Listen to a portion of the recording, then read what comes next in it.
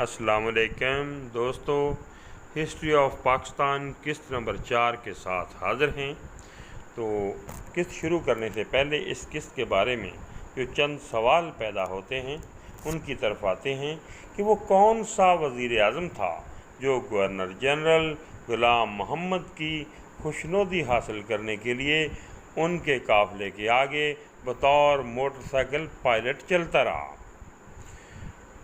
اور سوال نمبر 2 یہ ہے کہ وہ کون سا وزیر اعظم تھا جو وزیر اعظم اتنا خوش آمدی اور چاپلوس تھا کہ گورنر جنرل غلام محمد جب ایک ریلوے انجن کا افتتاح کرنے کے لیے پہنچے تو وہ ریلوے انجن کا ڈرائیور بن گیا۔ تیسرا سوال یہ ہے کہ کیا اتنی خوشامد اور چاپلوسی اس وزیر اعظم کو بچا سکی؟ میرا چوتھا سوال یہ ہے کہ اتنے خوش آمدی وزیر اعظم نے کیسے گورنر جنرل غلام محمد کا اسمبلی توڑنے کا اختیار اسمبلی کے ذریعے ختم کر دیا؟ دستور ساز اسمبلی سے یہ بل اتنے خوش آمدی وزیر اعظم نے کیسے پاس کروا دیا اور اسے سرکاری گزٹ میں شائع بھی کروا دیا کہ گورنر جنرل اب اسمبلی نہیں توڑ سکتا؟ اور میرا آخری سوال یہ ہے کہ جب پاکستان میں نظریہ ضرورت ایجاد کیا جا رہا تھا اور اس وقت وہ کون سا مولوی اور وہ کون سا غیر مسلم تھا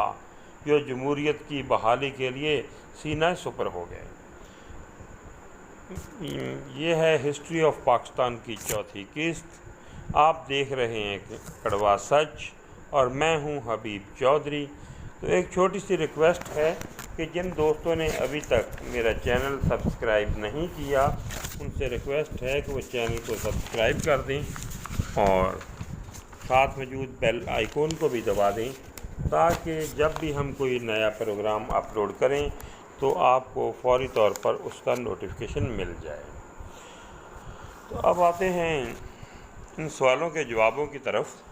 کہ خواجہ ناظم الدین کو جب امریکی امداد قبول نہ کرنے اور گورنر جنرل کی منمانیوں کے راستے میں رکاوٹ بننے کی وجہ سے نکال دیا گیا تو امریکہ سے جو اس وقت امریکہ میں تعینات سفیر تھے پاکستان کی طرف سے محمد علی بوگرا، ان کو پاکستان کی تاریخ کا پہلا امپورٹڈ وزیر اعظم کے طور پر پاکستان میں بطور وزیر اعظم تعینات کر دیا گیا۔ اور ساتھ یہ ظلم بھی کیا گیا کہ وہ شخص جس کا جمہوریت کی جد و جہد کے ساتھ کوئی تعلق بھی نہ تھا اس کو پاکستان مسلم لیگ کا صدر بھی بنا دیا گیا۔ اور قائد اعظم کی مسلم لیگ اتنی بھیگی بلی بن چکی تھی کہ انہوں نے نہ صرف خواجہ ناظم الدین کی حکومت کی برطرفی کو برداشت کر لیا بلکہ اس کے ساتھ ساتھ محمد علی بوگرا کو بطور قائد اعظم کی مسلم لیگ کا صدر بھی قبول کر لیا۔ محمد علی بوگرا کے وزیر اعظم بنتے ہی عوام نے دیکھا کہ وہ گندم جو خواجہ ناظم الدین نے بطور وزیر اعظم امریکی امداد کے طور پر قبول کرنے سے انکار کر دیا تھا وہ کراچی بندرگاہ پر پہنچ گئی اور اونٹ ریڑھیوں کے ذریعے لاد کر اس کو پاکستان میں لایا جانے لگا اور مختلف علاقوں میں اس کی ترسیل شروع کر دی گئی اور ان اونٹوں کے گلے میں تختیاں لٹکی ہوئی تھیں جن پہ لکھا ہوا تھا شکریہ امریکہ۔ اور اس کے بعد پاکستان جلد ہی 2 معاہدوں کا امریکہ کے ساتھ پارٹنر بن گیا۔ یہ معاہدے تھے Southeast Asia Treaty Organization اور دوسرا معاہدہ تھا سینٹرل اٹلانٹک ٹریٹی آرگنائزیشن یعنی کہ سیٹو اور سینٹو۔ ان معاہدوں کا پاکستان امریکہ کے ساتھ پارٹنر بن گیا اور ان معاہدوں کو بغداد پیکٹ بھی کہا جاتا ہے۔ تو یہ وہ معاہدے تھے جو اس گندم اور چند پرانے انجنوں کے بدلے میں پاکستان کو ملے اور اسی امریکی امداد میں آئے ہوئے چند پرانے انجنوں کے افتتاح کے لیے جب گورنر جنرل غلام محمد جا رہے تھے تو وزیر اعظم محمد علی بوگرا گورنر جنرل ہاؤس کے باہر موجود ایک فوجی جوان کو موٹر سائیکل سے اتار کر خود موٹر سائیکل پر بیٹھ گئے اور ریلوے اسٹیشن تک گورنر جنرل کے قافلے کو بطور پائلٹ ڈیوٹی سر انجام دی، اور چاپلوسی کی انتہا کرتے ہوئے جب گورنر جنرل امریکہ سے آئے ہوئے اس پرانے انجن کا افتتاح کرنے کے لیے اس میں سوار ہوئے تو وزیر اعظم محمد علی بوگرا اپنے عہدے کے تقدس کا بالکل خیال نہ کرتے ہوئے اس انجن کے ڈرائیور کو اٹھا کر انجن پر بطور ڈرائیور بیٹھ گئے۔ سیٹو اور سینٹو معاہدوں کی کہانی کے بارے میں پیر علی محمد راشدی، جو اس وقت سندھ کے وزیر مال تھے، اپنی کتاب روداد چمن میں لکھتے ہیں کہ ایک دفعہ میں اور گورنر جنرل غلام محمد اور وزیر خارجہ سر ظفر اللہ خان ڈلخ جھیل پر شکار کھیلنے کے لیے گئے تو گورنر جنرل غلام محمد اور وزیر خارجہ علیحدہ ہو کر ہم سے ایک دوسرے کے کانوں میں باتیں کر رہے تھے، اور میں نے ان کی ایک تصویر بنا لی جو اب بھی میرے پاس محفوظ ہے۔ شکار کے بعد ہم سکھر میں گئے اور پیر عبدالستار کی دعوت پر جاتے ہوئے راستے میں گورنر جنرل نے بتایا کہ جب لیاقت علی خان کی حکومت ختم ہو گئی تو خزانہ خالی تھا۔ اس وقت میں اور سر ظفر اللہ امریکہ کے پاس گئے اور ہم نے ان کی منت سماجت کر کے ان کو پاکستان کی مدد کرنے پر آمادہ کیا۔ شکر ہے کہ امریکہ آمادہ ہو گیا، اور اس کے بدلے ہمیں اپنے امریکی دوستوں سے کچھ معاہدے سائن کرنے پڑیں گے، اور بعد میں وہ معاہدے سیٹو اور سینٹو یعنی کہ بغداد پیکٹ کے نام پر ہو گئے، اور پاکستان نے امریکی بالادستی کو قبول کر لیا اور آزاد خارجہ پالیسی کو گروی رکھ لیا ان معاہدوں کے عوض میں۔ لیکن ان خوش آمدی حرکتوں کے باوجود محمد علی بوگرا کی حکومت کی گاڑی زیادہ دیر نہ چل سکی، اور کچھ ہی عرصے بعد جب انہوں نے پارلیمانی نظام وضع کرنے کی کوشش کی تو ان کی گاڑی کے آگے کھڈے آنے شروع ہو گئے۔ Ayub Khan, field marshal general Ayub Khan اپنی کتاب جس رزق سے آتی ہو پرواز میں کوتاہی میں لکھتے ہیں کہ محمد علی بوگرا گورنر جنرل غلام محمد کے منظور نظر تھے، لیکن جب اس کے قدم جمے تو بوگرا نے گورنر جنرل کے بندھنوں سے آزاد ہونا چاہا، اور اس دوران فضل الرحمان، ہاشم گزدر اور عبدالستار پیرزادہ بھی محمد علی بوگرا کے کان بھر رہے تھے کہ اگر تم نے بر وقت بندوبست نہ کیا تو تمہارا حشر بھی خواجہ ناظم الدین والا ہوگا، اور اس کا ایک ہی علاج تھا کہ انڈین آزادی ایکٹ 1947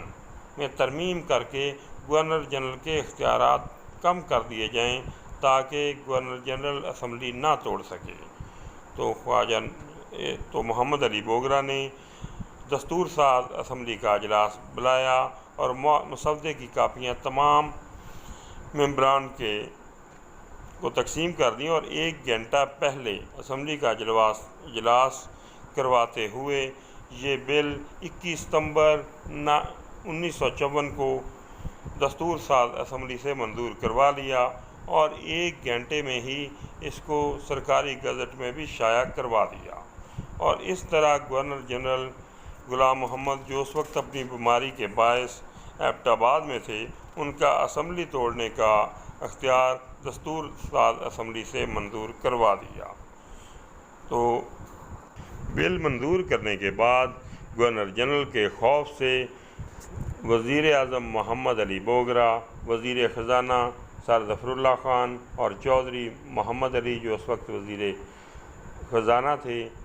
اور فیلڈ مارشل ایوب خان کے ہمراہ امریکہ کے سرکاری دورے پر روانہ ہو گئے، اور امریکہ کے دورے کے بعد انہوں نے کینیڈا کے دورے پر جانا تھا۔ تو اس دورے کی کہانی فیلڈ مارشل ایوب خان اپنی کتاب جس رزق سے آتی ہو پرواز میں کوتاہی میں لکھتے ہیں کہ امریکہ میں ابھی ہمارا دورہ جاری ہی تھا کہ گورنر جنرل کا فون آ گیا، اور گورنر جنرل کا فون جب میں نے سنا تو مجھے انہوں نے گالیاں دینی شروع کر دیں۔ مجھے ان کی آواز کی زیادہ سمجھ نہ آئی تو میں نے فون سکندر مرزا کے حوالے کر دیا۔ تو اس فون کا مقصد گورنر جنرل اس میں ایک ہی بار کہہ رہے تھے کہ فوراً امریکہ سے واپس آؤ، فوراً امریکہ سے واپس پہنچو، تو جس پر ہم نے دورے کو مختصر کیا اور کینیڈا کا دورہ ختم کرتے ہوئے پاکستان کے لیے ایئرپورٹ پر گئے تو مشرق کے لیے کوئی بھی پرواز موجود نہ تھی، جس پر ہم نے ایک طیارہ چارٹر کیا اور پاکستان پہنچے، اور ہم نے سوچا کہ وزیر اعظم کو فوری طور پر گورنر جنرل کے سامنے پیش نہیں کرنا چاہیے، اس سے بدمزگی پیدا ہوگی، جس پر میں، اسکندر مرزا، سر ظفر اللہ خان جب وزیر اعظم گورنر جنرل کے پاس پہنچے تو انہوں نے گالیوں کی بچھاڑ کر دی اور ہمیں کہا دفع ہو جاؤ۔ جب ہم واپس آ رہے تھے تو گورنر جنرل کی نرس نے مجھے کہا کہ آپ کو صاحب بلا رہے ہیں، جس پر فیلڈ مارشل ایوب خان ان کے پاس گئے تو ان کا رویہ اب بہت بہتر تھا، اور انہوں نے اپنے تکیے کے نیچے ایک کاغذ نکالا جس میں یہ لکھا تھا کہ میں گورنر جنرل غلام محمد حکومت کے تمام اختیارات فیلڈ مارشل ایوب خان کے حوالے کرتا ہوں، لیکن میں نے ان کی اس پیشکش کو مسترد کر دیا۔ تو کہتے ہیں کہ ایوب خان کو اکثر گورنر جنرل غلام محمد کی باتوں کی سمجھ نہیں آتی تھی، لیکن اس سے تو یہی پتہ چلتا ہے کہ جس بات کو وہ سمجھنا چاہتے تھے اس بات کی انہیں سمجھ آ جاتی تھی۔ اس واقعہ کے چند دن بعد ہونے والی گورنر جنرل پاکستان اور وزیر اعظم پاکستان محمد علی بوگرا کے درمیان ہونے والی ملاقات کے بارے میں فیلڈ مارشل ایوب خان کی کتاب جس رزق سے آتی ہو پرواز میں کوتاہی میں بالکل خاموشی ہے، لیکن پیر علی محمد راشدی اپنی کتاب روداد چمن میں لکھتے ہیں کہ جب وزیر اعظم گورنر جنرل غلام محمد کے پاس گئے تو اس وقت ملاقات میں فیلڈ مارشل ایوب خان، اسکندر مرزا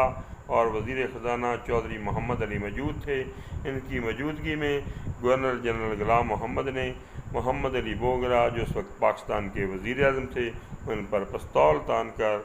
گن پوائنٹ پر ان سے اسمبلی کو تحلیل کرنے کے آرڈر پر سائن کروائے، اور اس آرڈر پر سائن کروانے کے بعد وزیر اعظم نے ایک نئی کابینہ تشکیل دی جس کو ٹیلنٹ کابینہ کا نام دیا گیا، اور اس کابینہ میں فیلڈ مارشل ایوب خان کو آرمی چیف ہوتے ہوئے وزیر دفاع تعینات کر دیا گیا اور اسکندر مرزا کو وزیر داخلہ تعینات کر دیا گیا، اور اس کنڈیشن میں بھی محمد علی بوگرا اقتدار سے چمٹے ہوئے تھے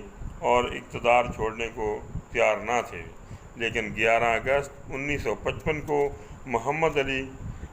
کو بڑا بے آبرو کر کے وزیر اعظم ہاؤس سے نکالا گیا اور ان کو اقتدار سے علیحدہ کر دیا گیا۔ جب اسمبلی تحلیل ہوئی تو اس وقت کے قومی دستور ساز اسمبلی کے اسپیکر مولوی تمیز الدین اس فیصلے کے خلاف سندھ ہائی کورٹ میں چلے گئے، اور سندھ ہائی کورٹ نے اپنے فیصلے میں لکھا کہ اسلامی جمہوریہ پاکستان ایک آزاد ملک ہے اور اسے 1935 کے غلامی کے دور کے ایکٹ کے تحت اس کی اسمبلی کو معطل نہیں کیا جا سکتا، جس سے جمہوریت کی پٹری سے اترتی ہوئی گاڑی ایک بار پھر پٹری پر چلنے لگی اور لوگوں کو جمہوریت کی بحالی کی امید پیدا ہوئی، لیکن پھر تھوڑے یہ خوشی عارضی ثابت ہوئی، اور یہ کیس جب سپریم کورٹ میں گیا تو ادھر اس وقت کے چیف جسٹس نے نظریہ ضرورت ایجاد کیا۔ یہ نظریہ ضرورت ایجاد کرنے والے جسٹس منیر احمد تھے، اور سپریم کورٹ نے اس مقدمے کا فیصلہ 4-1 سے سنایا، اور مولوی تمیز الدین کی اس کیس میں جسٹس منیر احمد نے اور جسٹس محمد شریف اور جسٹس SM اکرم اور جسٹس SA رحمان نے جمہوریت کے خلاف فیصلہ دیا اور 1935 کے ایکٹ کے تحت گورنر جنرل کے اسمبلی توڑنے کے اقدام کو درست قرار دیا، لیکن ایک جج جو غیر مسلم تھے اور یہ جج تھے جسٹس ایلن رابرٹ کارنیلس، انہوں نے اپنے فیصلے میں باقی 4 ججوں سے اختلاف کیا اور اپنے فیصلے میں لکھا کہ 1935 کا ایکٹ غلامی دور کا ایکٹ ہے اور اسلامی جمہوریہ پاکستان ایک آزاد ملک ہے جس کی دستور ساز اسمبلی کو 1935 کے اس ایکٹ کے تحت معطل کرنا غیر آئینی ہے۔ لیکن یہ فیصلہ 4-1 سے آیا تھا اور 1 ووٹ کی اہمیت نہیں تھی، تو 4 ووٹوں سے یہ فیصلہ نافذ ہو گیا اور پاکستان میں اس دن سے جو نظریہ ضرورت ایجاد ہوا، آج تک عدالتیں اس نظریہ ضرورت کے تحت مختلف مارشلاؤں کو تحفظ دیتی آئیں اور جمہوریت کو ڈیریل کرنے میں یہ نظریہ ضرورت معاون ثابت ہوتا رہا۔ جب وزیر اعظم محمد علی بوگرا کینیڈا میں بطور سفیر تعینات تھے تو اس وقت ان کے پاس ایک لبنانی سیکٹری تھی جس کا نام عالیہ تھا۔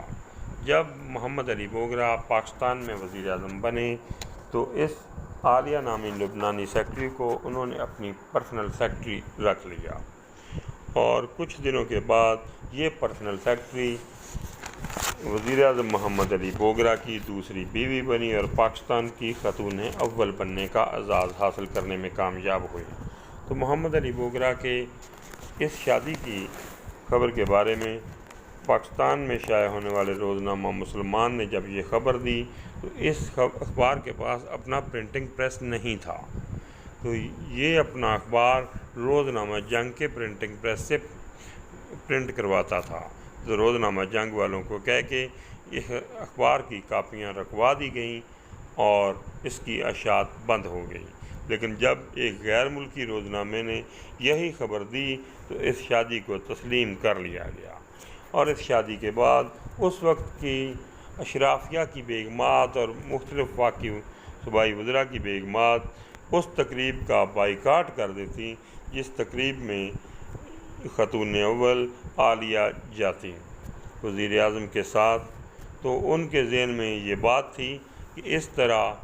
باقی وزراء کو بھی دوسری شادی کی شے ملے گی۔ تو یہ پاکستان میں دوسری شادی کا خلاف پہلا سوشل بائیکاٹ تھا اور یہ اس وقت کے دور میں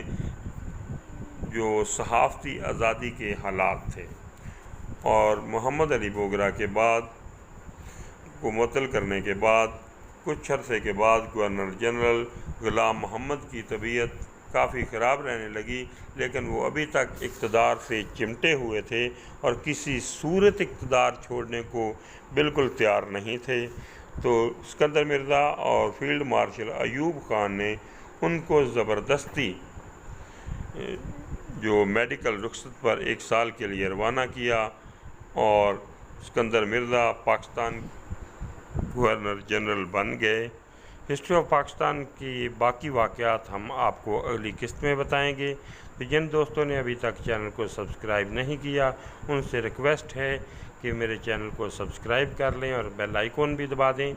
اور ملتے ہیں ہسٹری آف پاکستان کی اگلی قسط میں باقی واقعات کے ساتھ، جس میں ہم آپ کو بتائیں گے کہ پاکستان نے اپنا پہلا آئین کیسے منظور کیا۔ ملتے ہیں اگلی قسط میں۔ اللہ حافظ، دعاؤں میں یاد رکھیے گا۔